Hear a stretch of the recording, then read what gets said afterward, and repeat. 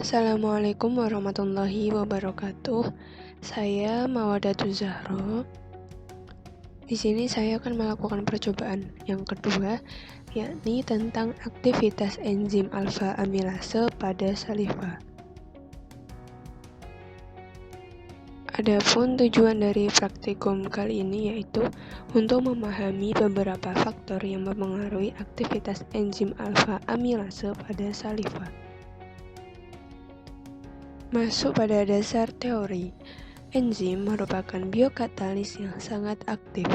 Hanya dengan sedikit saja, enzim dapat bekerja.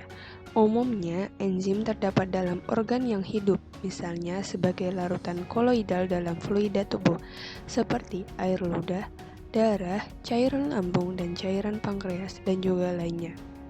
Enzim juga terdapat dalam tanaman, misalnya bromelin pada buah nanas, papain pada pepaya, dan urease pada kedelai.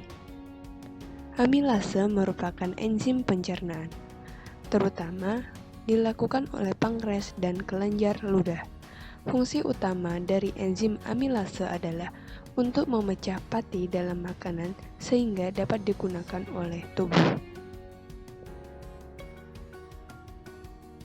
Selanjutnya, enzim amilase adalah enzim yang menghidrolisis pati menjadi dekstrin, kemudian menjadi maltosa dan selanjutnya menjadi glukosa. Enzim ini memecah ikatan alfa 1,4 maupun alfa 1,6 glikolisis. Hidrolisis dapat ditandai dengan berubahnya warna kompleks pati. Iodium dari biru atau ungu menjadi coklat muda kemudian menjadi bening. Mekanisme kerja enzim alfa amilase terdiri dari dua tahap, yaitu tahap pertama, degradasi amilosa menjadi maltosa dan maltotriosa yang terjadi secara acak. Degradasi ini terjadi sangat cepat dan diikuti dengan menurunnya viskositas dengan cepat.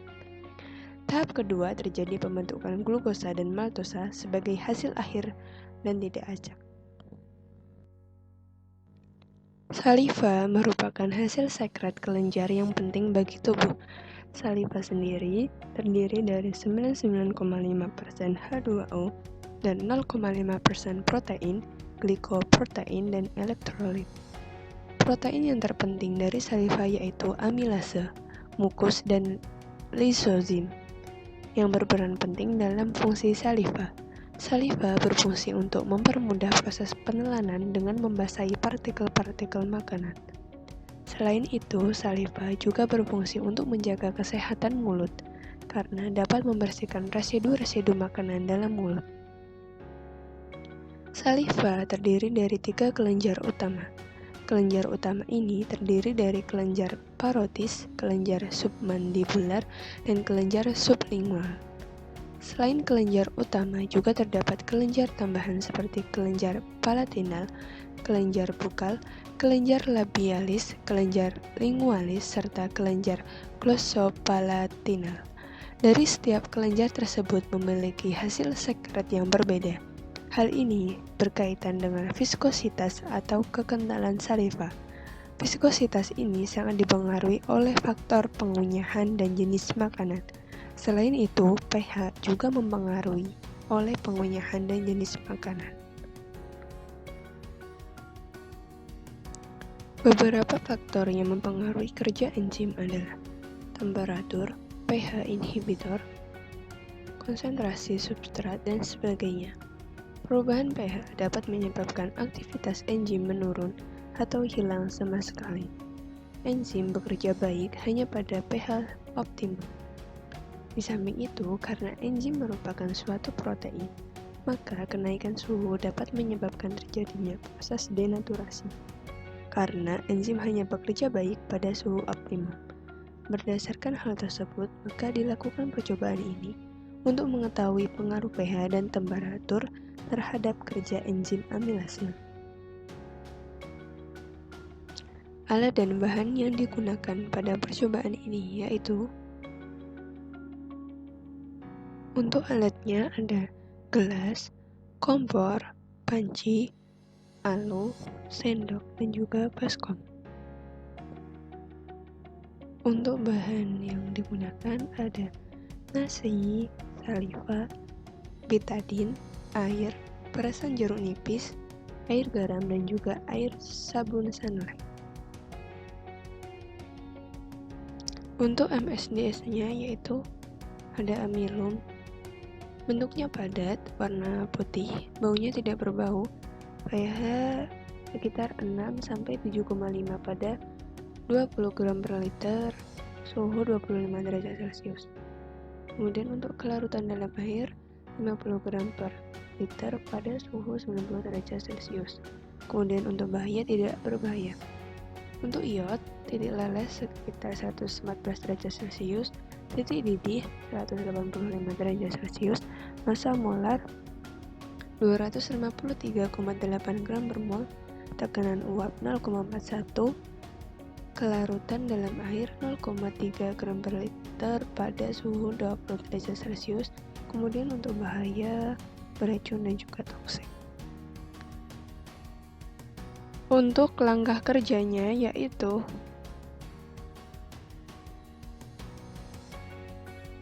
dihaluskan nasi dengan ditambahkan sedikit air.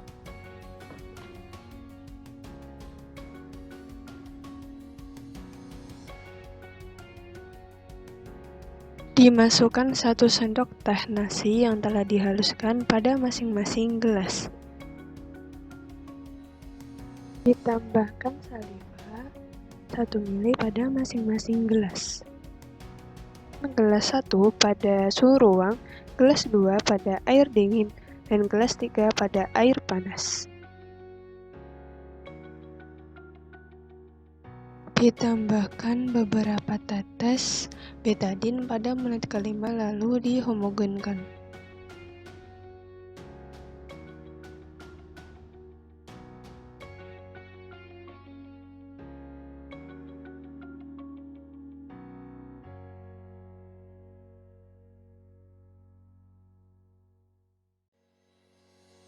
Saliva 1 ml ke dalam masing-masing gelas.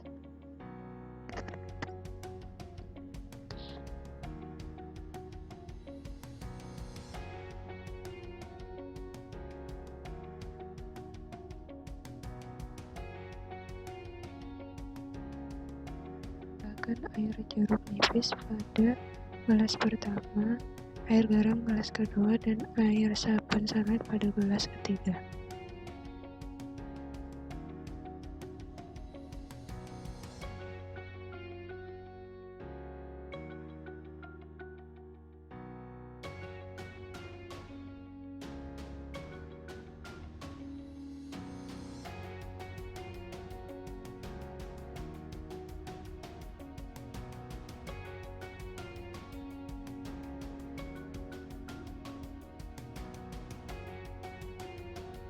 Ditambahkan beberapa tetes betadin.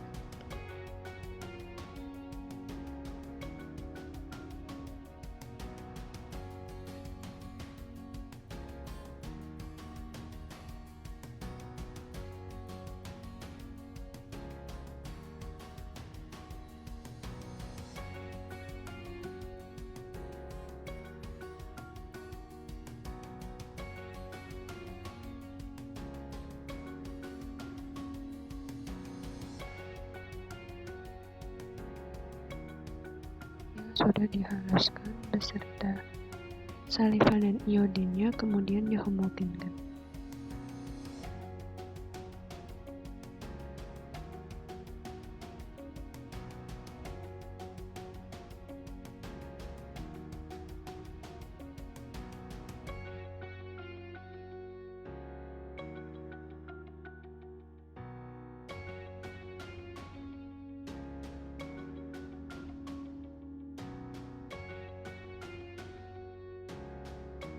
Diamati perubahan yang terjadi setelah 20 menit.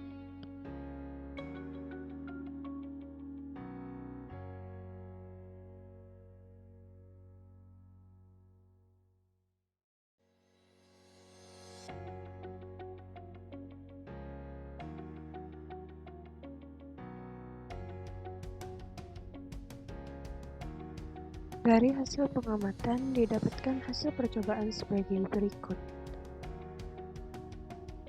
Berikut merupakan pengaruh suhu terhadap aktivitas enzim alfa amilase. Berikut merupakan hasil pengamatan pengaruh pH terhadap aktivitas enzim alfa amilase. Masuk pada pembahasan. Jadi, pada percobaan kali ini bertujuan untuk memahami beberapa faktor yang mempengaruhi aktivitas enzim alfa amilase pada saliva, yakni pada pengaruh suhu dan juga pH. Enzim amilase ini berfungsi untuk mengubah amilum menjadi glukosa. Nah, pada pengaruh suhu ini, enzim itu akan bekerja maksimal pada suhu optimum, yakni 37 derajat Celcius. Jadi pada percobaan kali ini digunakan suhu ruang dan suhu rendah juga suhu tinggi. Jadi pada percobaan kali ini digunakan nasi sebagai pate atau bahan yang mengandung amilum. Kemudian ditambahkan dengan air guna untuk menghidrolisis nasinya tersebut. Setelah itu, langkah percobaannya pada nasi yang sudah ditambahkan air tersebut, kemudian ditambahkan saliva, lalu ditambahkan betadine. Kemudian terjadi perubahan warna ungu yang menandakan adanya amilum. Nah, jadi digunakan betadine ini sebagai pengganti iodin untuk indikatornya. Lalu begitu juga pada suhu dingin. Atau dalam kondisi dingin ini saat ditambahkan betadine juga mengalami perubahan warna menjadi ungu yang menandakan adanya amilum. Begitu juga dengan suhu panas atau kondisi panas ini ketika ditambahkan betadine terdapat warna ungu yang menandakan adanya amilum. Langkah selanjutnya yaitu ditunggu selama 20 menit dengan tujuan agar enzim alfa amilase ini dapat bekerja mencerna pati atau amilum. Nah, kemudian setelah dilakukan percobaan didapatkan hasil pengamatan. Setelah dibiarkan selama 20 menit ini pada suhu ruang atau dalam keadaan kondisi normal, larutan tersebut pada suhu ruang itu enzim alfa amilase ini tidak bekerja secara optimal. Karena apa? Karena dia itu berada pada suhu ruang sekitar 25 derajat Celcius. Sedangkan menurut literatur enzim alfa amilase ini bekerja optimal pada suhu 37 derajat Celcius. Kemudian begitu juga dengan keadaan suhu dingin. Di sini enzim alfa amilasenya itu tidak bekerja secara optimal karena larutan tersebut dalam keadaan dingin berada pada suhu di bawah 25 derajat Celcius. Jadi kemungkinan enzim alfa amilase ini tidak bekerja secara optimal. Nah, kemudian untuk yang suhu panas ini, enzim alfa amilasenya sudah bekerja pada suhu optimal. Kenapa? Karena dia itu pada percobaan tidak dilakukan pemanasan secara terus-menerus. Jadi kemungkinan dia itu mengalami penurunan suhu. Dan bisa dikatakan larutan tersebut itu dapat mencapai pada suhu 37 derajat Celcius. Dan pada saat itulah enzim alfa amilase ini dapat bekerja secara optimal, di mana enzim alfa amilase ini menghancurkan struktur amilase yang akan menghasilkan glukosa. Selanjutnya yaitu pengaruh pH pada kerja enzim alfa amilase. Menurut literatur, enzim alfa amilase akan bekerja optimum pada pH sekitar 5,4-7,2. Nah, pada percobaan pengaruh pH, di sini yang diujikan yaitu pH asam, pH basa, dan juga pH netral. Nah, dalam percobaan ini, aktivitas enzim amilase dilihat berdasarkan larutan mana yang paling cepat terjadi perubahan warna dari biru menjadi tidak berwarna, yang menandakan terjadinya proses enzimatik, yaitu enzim amilase menghidrolisis amilum menjadi satuan glukosa dengan memutuskan ikatan glikosida. Nah, selanjutnya pada percobaan ini ditambahkan larutan iodin atau betadin. Penambahan larutan iodin ini bertujuan untuk menguji adanya kandungan amilum dalam suatu sampel. Nah, jika sampel tersebut berwarna biru atau ungu, menandakan bahwa masih terdapat amilum. Sedangkan jika sampel ketika ditambahkan iodin berubah warna menjadi bening atau putih, ini menandakan bahwa amilum telah terhidrolisis oleh enzim amilase. Dalam saliva terdapat enzim amilase yang berfungsi untuk membentuk suatu kompleks enzim substratnya. Nah, pada keadaan asam ini, ketika ditambahkan larutan betadin atau iodin tersebut, langsung berubah warna menjadi putih, yang menunjukkan bahwa tidak adanya amilum pada larutan tersebut karena telah terhidrolisis oleh enzim amilase pada saliva. Nah, untuk langkah selanjutnya yaitu ditunggu selama 20 menit dengan tujuannya agar enzim alfa amilase ini dapat bekerja menempati atau amilum. Setelah didiamkan selama 20 menit, didapatkan hasil bahwa pada keadaan asam dan juga basa, pH enzim alfa amilase ini tidak bekerja secara optimal karena pada keadaan asam, enzim alfa amilase ini tidak dapat bekerja karena dia memiliki pH yang kurang dari 7, sehingga enzim alfa amilase ini tidak bisa bekerja pada pH asam. Kemudian begitupun juga basa. Basa ini pH-nya lebih dari 7, jadi enzim alfa amilase ini tidak bekerja. Kemudian untuk pH netral ini, enzim alfa amilase ini bekerja namun kurang maksimal. Nah, dari perubahan warna yang semula yang ketika ditambah iodin ini berwarna ungu pekat, kemudian setelah didiamkan selama 20 menit ini menunjukkan perubahan warna ungunya sedikit pudar. Ini menandakan bahwa enzim amilase berhasil memutuskan ikatan glukosida pada amilum. Nah, mungkin jika waktu yang dipakai untuk melangsungkan kerja enzim ini lebih lama, maka perubahan warna akan lebih mendekati yang sebenarnya, yakni berwarna putih.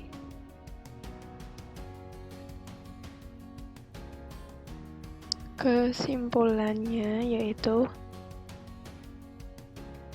berdasarkan hasil percobaan, dapat disimpulkan bahwa faktor pH dan temperatur sangat mempengaruhi kerja enzim alfa amilase, di mana pH optimum aktivitas enzim amilase dalam menguraikan amilum menjadi glukosa berdasarkan percobaan ini adalah pH sekitar 5,2 sampai 7,2 atau dalam keadaan netral.